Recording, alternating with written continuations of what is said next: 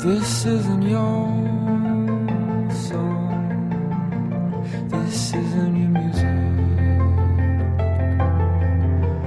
How can they be wrong when by committee they choose it all, they choose it all.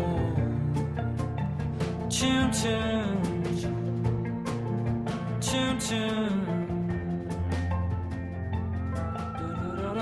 You're gonna grow old, you're gonna grow cold, barren sons on the avenues for your own personal Waterloo. Your barren sons on the avenue for your own personal Waterloo.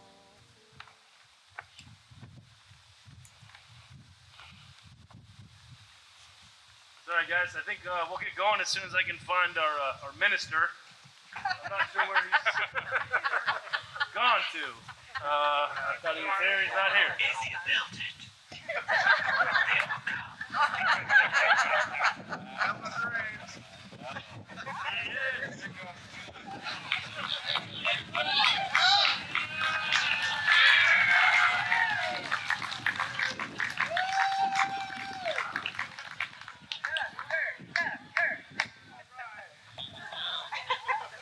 Is this heaven? No, man, it's just that. I just want this heaven.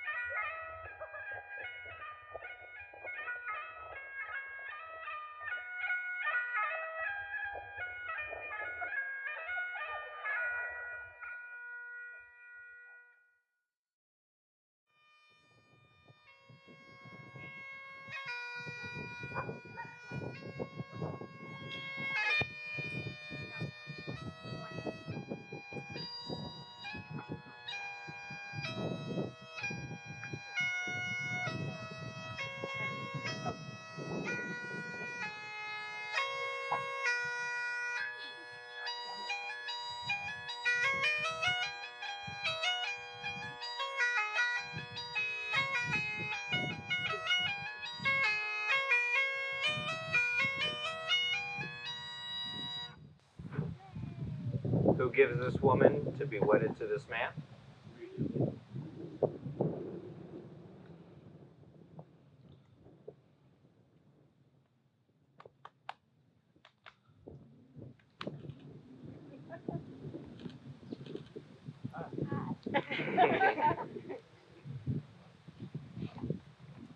Please be seated.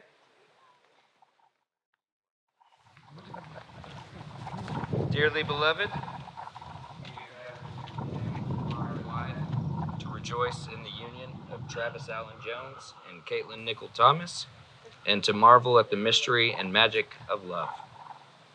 It is a fact that the average person has 0.2 of 1 milligram of actual gold coursing through their veins and nestled in the recesses of the heart. I think it's fair to assume that you two are well above average. To lead with the obvious, everyone here adores you. We are all so thrilled for you and so proud of you both. This world is a more beautiful place because of each of you independently, and moreover, the promise of your enduring love reels the mind at the wonders sure to be in store for you and for us. A quick introduction for those of you who may not know me. My name is Tucker Connor of the clan O'Connor, naturally. It has been my great privilege to have been in Travis's orbit for over 25 years and counting, and so too Caitlin's, from the infancy of their love. It's fair to note, and those who do know me will attest, that my spiritual path has not been paved with piety or righteousness. And my journey down it has been more akin to a series of overcorrections whereby I've miraculously avoided meeting my maker head on. Likewise, my endeavors in romance have largely been fender benders or full-scale blowouts.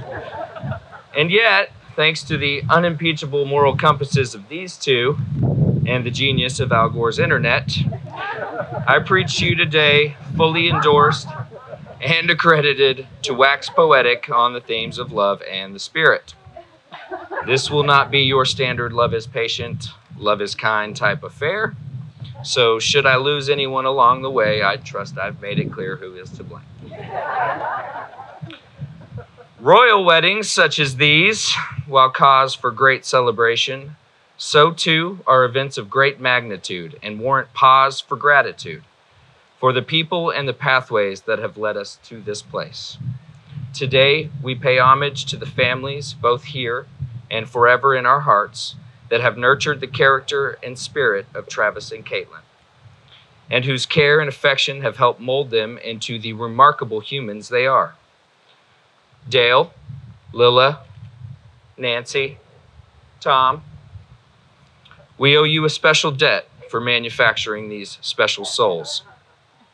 I would be remiss not to extend our heartfelt praise and thanks to Joe and Sheena for opening your home in this heavenly spread to all of us, and pay the due respect to the lineages before that have tilled this proud land for as long as my great state of Texas has functioned under its constitution. Quite remarkable. We do thank you. We tip our caps and tilt our kilts to our ancestral kin, cut from all manner of cloth, who toiled away that we might prosper here today. We say grace over the deep and lasting friendships that we have chosen or have stumbled into by sheer luck. And we bless the stars that have guided us to this fate, so rich in tenderness and in love. As for the love between these two, to hear Travis tell it, and knowing him never to embellish, their courtship began at a particularly sleepless time for him, a period during which he was being relentlessly tortured by the pings of pebbles pelted at his window by long lines of would-be women suitors. On one such night, however, an old rock star pal, Mick Jagger it may have been, telegraphed him to say that Caitlin had recently become available and was on the market to court. Travis sprung from his bed, flew from his porch, fending off the amorous hordes of ladies, and raced through the mean streets of Tennessee at a 3-minute mile pace, mind you, only to collapse on Caitlin's step, where he remained until she finally agreed to join him for high tea with Garth Brooks and the Queen of England. Conversely, Caitlin recalls a slightly more subdued set of circumstances, by which Travis relayed his bold intention to court her via cellular telephone device, and she, freshly freed to entertain a date, consented, and they commenced to begin writing history together. We may never know how this fairy tale actually began, but the simple truth is that the seeds of love had taken root in their subconscious well before it was feasible for them to be together. For Caitlin, cataclysm beget creation and lent itself to the reconstruction of a new, bolder, more beautiful heart, welded together both by the gold she mined from within herself and the precious metal Travis was wont to donate and demonstrate. Likewise, Travis, never lacking for courage, made clear his intentions, kept his promise, and set about the business of finishing what he started. And so it is that we gather here today to bear witness to a love story for the ages. What I find particularly comforting about the conscious coupling of you two are the undeniably unique gifts you each possess. Your very natures challenge each other and us to see our surroundings through different lenses. Such a stoic. This world requires the light you bring to help see the things within us that are more true than darkness. It's the curse of the creative heart to have so many dependent on your spark, but you have found in one another your perpetual muses. So having no doubt that you will stoke in each other the undying flames of love and inspiration, I am relieved to believe that the future is bright. Far be it for me to advise you two on the best methods for nurturing an everlasting love. Regrettably, my book came without that page. So to steal one from a personal fave, I'll quote Khalil Gibran, the spiritualist and sage, who tells us that between what is said and not meant, and what is meant and not said, most love is lost. I encourage you to operate with this sentiment as a guidepost and a baseline. The aim of love should never be to wound your partner. Don't let a moment of weakness ruin a day, or worse. Cling tightly to the immutable truth that you have in each other, your greatest allies.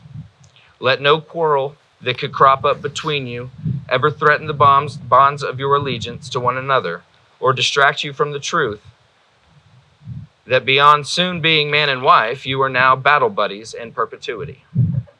And there are much more important wars to be won together. Further, I implore you each to always strive to remain in awe. Let no hour or date be safe from an ambush of love. Let no gesture be too small or large to employ in your arsenal of affection. With your kisses, your looks, your fingers interlocked in a handhold, train in the basics. And Travis, use those same hands to construct your monuments of love to your bride, from hay or stone, from time to time. Caitlin, with your hands, pen and play the melodies plucked from the ether that resonate with the sound of your sacred heart, and score the soundtrack to your life and love with this man. I have no doubt that as you commence to create the garden of your lives together, you will sow the seeds of love early and often. And in so doing, take comfort in knowing that when the inevitable storm clouds mount, their rain is merely made to nourish the roots of love, and the blooms that flourish in difficult times are the most precious and prized. All you two need do is take a quick look around to see the head start you have on your landscaping. Inasmuch as you two become bound today, so too does this grove of souls wed ourselves to you. We vow to laugh and cry and love right along with you. We swear to revel in your triumphs and grieve with you in tragedy. Among us, there is surely someone who has overcome any obstacle you may encounter. And so, we too offer our hand to applaud or aid whatever you may need throughout this journey. I am not of the opinion that it benefits us to live and breathe as though this life is a dress rehearsal for some grand stage in the sky. Rather, I contend that it is our duty to seek out these little hunks of heaven, here and now, in God's country. What's more, in those moments when Eden feels too far from reach, it becomes incumbent upon us to dig deep and plant the paradise we yearn to see with our own calloused but capable hands. Having no true religion of my own, I have simply arrived at the conclusion that we are best served to merely trust the universe, and to the best of our ability, embrace whatever space destiny has dictated we inhabit. It is only human nature that we overindulge in our ecstasy and misremember rapture. We can trick ourselves into believing that we are somehow separate from our surroundings and waste our time wallowing in the personal sorrow that stages us at odds with the world around us. I beg all of you, and especially you two, to recognize that the matter in your core was born of the same pressure and within the same fiery crucible that forged everything the light touches. Steel yourselves in the truth, in the faith of your belonging. Entire constellations have flickered in and out of existence that we may know this moment. We are precisely where the universe needs us to be, at all times. Therefore, we must bless the pleasure and the pain we've enjoyed or endured on our journey as equals. Our sum is greater than our parts, and we are the product of our collisions, regardless of whether or not we felt them. Take solace in our course, in the course that has been set for you. There is no coincidence under which we have all migrated through this world or will continue to navigate our lives. There is only the certain gravity of love. Love is our only true currency. Love is the gold we spend with the highest rate of return. Love shelters and feeds us in the ways that matter, at least. What I believe in, though, should have no bearing on anyone specifically. I think the point is merely to believe in something. I can only suggest that you believe in love. Love has already believed in you. At this point, the bride and groom would like to express personal vows to one another.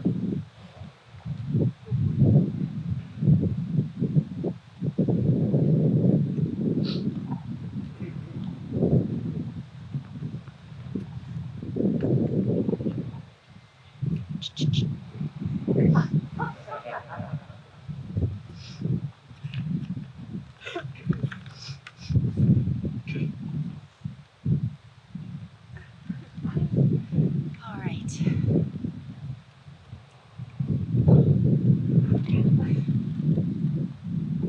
You got this.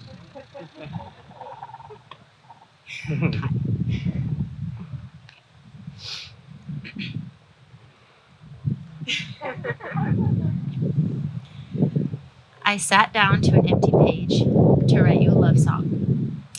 The paper was off-white with little gray lines, and all my words were coming out wrong. All I could think about was my reflection in your eyes, and this promise I'll keep until I die. I won't give up. I won't run away. I might get small and ruin a day. I won't walk out. I won't turn my back. I might get mad and show you what I lack, but I won't give up. So my words spilled out and filled the page. I thought, well, here comes a love song. Travis, I have no damn desire to live life without you. And I hope forever takes so long. So long. So can you see your reflection in my eyes? That's the man I promised the rest of my life. I won't give up. I won't run away. I might get small and ruin a day. I won't walk out. I won't turn my back. But I might get mad and show my ass. But I won't give up. So today I am 36 years old and you're 38. And I know that history, math, and science shows that we might have 60 years together, something like that.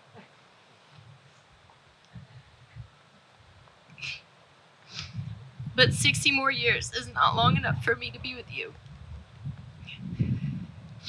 So today, while we're surrounded by our amazing family and our beautiful, amazing friends, holy cow, I'll focus on this moment as you've been teaching me for over 3 years. And this is my promise and my vow to you. I will not give up. I will not run away. I might get small and ruin a day or two. I will not walk out. I will not turn my back. I might get mad and show you what I lack. But Travis, I will never give up.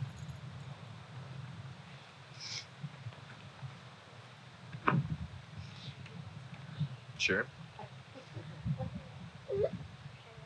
Would you like to ask him to be your man?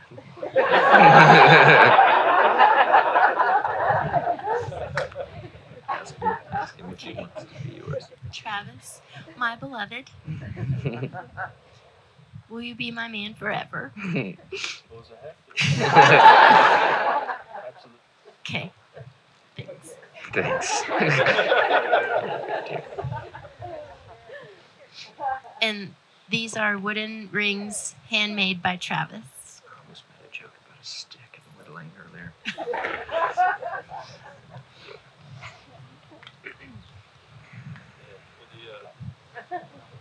The inevitable third act, having to follow the strong first two. The inevitable third act of trying to follow these two amazing people. I'll become a blubbering. I got you. I got you. Love it. I didn't write my vows down.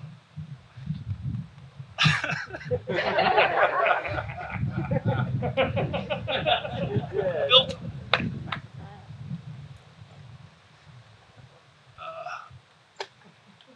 So that's what we do, right? She writes lovely words and puts a tune to them, and I make stuff. I make stuff that makes our life a little better.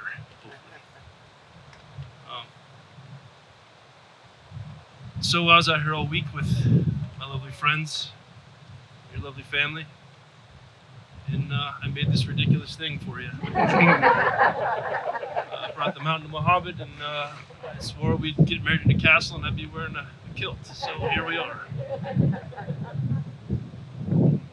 But you're so easy to love.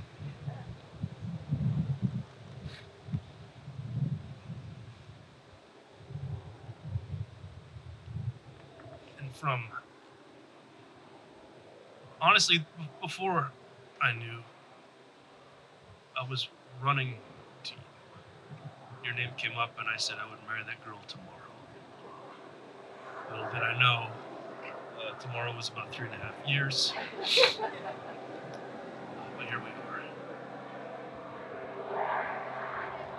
So,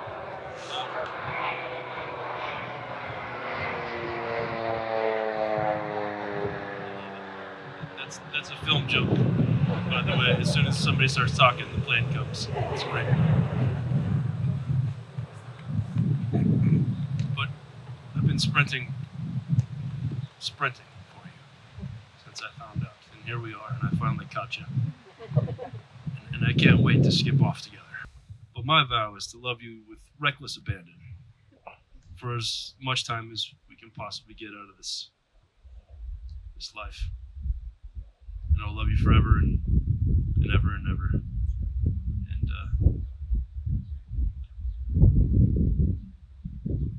I don't know. I'm a mess. I love everyone here. And thank you for coming. And I hope that it was worth it to see this little slice of heaven. I was wrong earlier. This might be heaven, surrounded by my favorite people in the world. On this wonderful day and this wonderful weather. Thank you, by the way. Yes. But I guess it all boils down to, do you want to do this? Will you be my wife?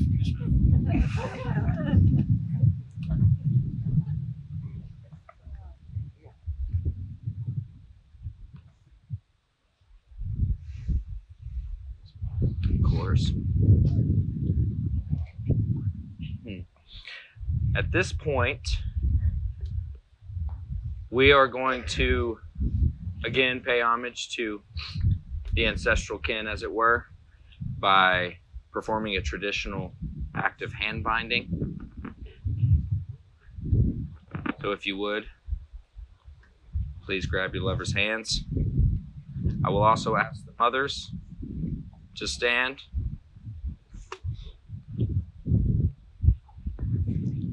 As we will also be pinning the respective crests on each other. This is, I'm assuming, where the term tying the knot comes from.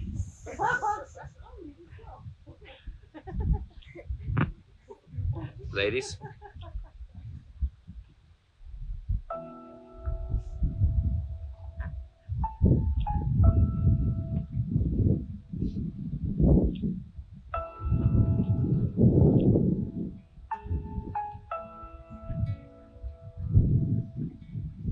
I believe in love. I believe in your touch. Oh, yes, I do. Oh, yes, I do.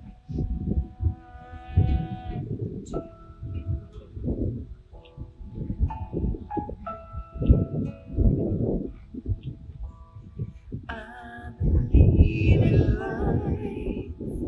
I believe in this tie between me and you. Me and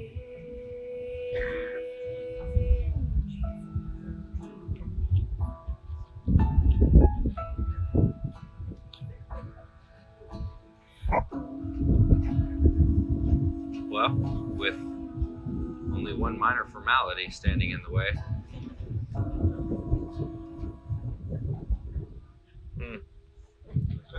I deem your love to be most precious and most kind.